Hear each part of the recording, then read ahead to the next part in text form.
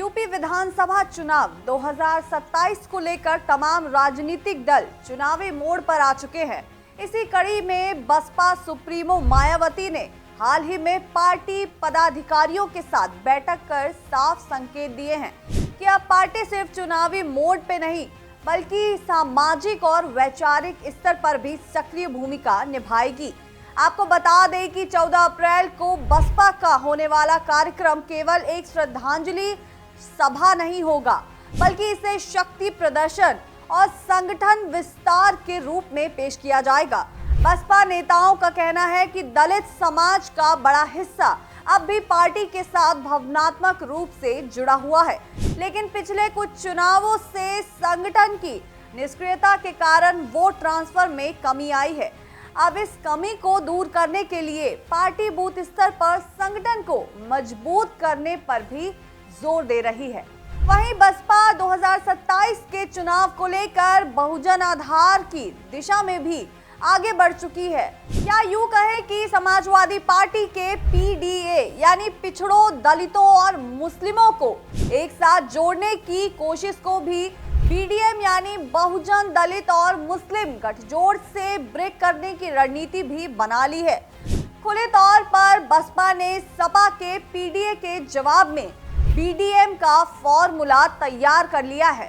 Party का मानना है कि सपा का पीडीए समीकरण केवल राजनीतिक नारा नहीं, जबकि बसपा का बीडीएम सामाजिक न्याय की जमीनी हकीकत से जुड़ा हुआ है। सोचिए, अगर दलित, मुस्लिम और ब्राह्मण एक साथ आते हैं तो यह एक बहुत बड़ा वोट बैंक बन सकता है। बसपा का मानना है कि यह गठजोड़ सिर्फ सपा के पीडीए को चुनौती देगा बल्कि भाजपा के पारंपरिक वोट बैंक में भी सेंध लगा सकता है। जी हां, यही कारण है कि 14 अप्रैल का आयोजन सिर्फ एक सभा नहीं बल्कि एक बड़ा सियासी संदेश है। इस कार्यक्रम में मायावती कार्यकर्ताओं को बूथ स्तर पर सक्रिय होने का निर्देश दे सकती है। उनका लक्ष्य साफ है, हर गांव, हर वार्ड, हर बूथ तक पार्टी की पकड़ को मजबूत करना। इसके साथ ही मुस्लिम समाज को जोड़ने के लिए विशेष प्रयास किए जा रहे हैं। वहीं ब्राह्मण वर्ग को भी फिर से आकर्षित करने की रणनीति भी तैयार की जा रही है।